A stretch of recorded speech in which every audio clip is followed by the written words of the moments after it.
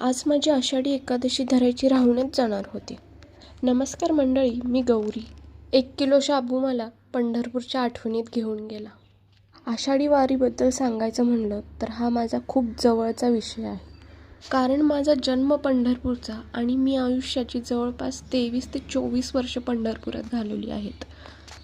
आयुष्यात प्रत्येकाने एकदा तरी पंढरपूरची वारी करावी असं म्हणतात. पंढरपूरच्या त्या विठ्ठलमय वातावरणात संत तुकारामांच्या माऊलींच्या पालखींचं दर्शन घेणं, रिंगण सोहळा पाहणं, ह्या दरवर्षीच्या अनुभवाला खरंच काही तोड नाही. शाळेत असताना जेव्हा देवाबद्दल काहीच कळत नव्हतं, तेव्हा आषाढी वारीची आस एकाच कारणासाठी असायची, ती म्हणजे उन्हाळ्याच्या सुट्ट्या संपून शाळा सुरू होते ना होते तोपर्यंत आम्हाला आषाढी एकादशीच्या 15 दिवस सुट्ट्या असायच्या. कारण शाळेमध्ये लहान मोठ्या दिंड्या उतरायच्या आणि वारकऱ्यांना राहण्यासाठी शाळेचे वर्ग दिले जायचे. वारीची एक अजून खास आठवण म्हणजे घरासमोरच उतरलेल्या दिंड्यांमध्ये आम्ही कीर्तन, भजन आणि फराळसुद्धा करायचो. वारीचे ते 15 दिवस म्हणजे खरे तर स्वर्गीय सुख होतं.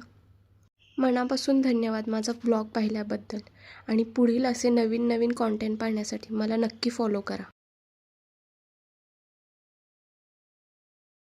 आज माझी आषाढी एकादशी धरायची राहूनच जाणार होती. नमस्कार मंडळी, मी गौरी. 1 किलो शाबू मला पंढरपूरच्या आठवणीत घेऊन गेला. आषाढी वारीबद्दल सांगायचं म्हणलं तर हा माझा खूप जवळचा विषय आहे. कारण माझा जन्म पंढरपूरचा आणि मी आयुष्याची जवळपास 23 ते 24 वर्ष पंढरपुरात घालवली आहेत. आयुष्यात प्रत्येकाने एकदा तरी पंढरपूरची वारी करावी असं म्हणतात. पंढरपूरच्या त्या विठ्ठलमय वातावरणात संत तुकारामांच्या माऊलींच्या पालखींचं दर्शन घेणं, रिंगण सोहळा पाहणं, ह्या दरवर्षीच्या अनुभवाला खरंच काही तोड नाही. शाळेत असताना जेव्हा देवाबद्दल काहीच कळत नव्हतं, तेव्हा आषाढी वारीची आस एकाच कारणासाठी असायची, ती म्हणजे उन्हाळ्याच्या सुट्ट्या संपून शाळा सुरू होते ना होते तोपर्यंत आम्हाला आषाढी एकादशीच्या 15 दिवस सुट्ट्या असायच्या.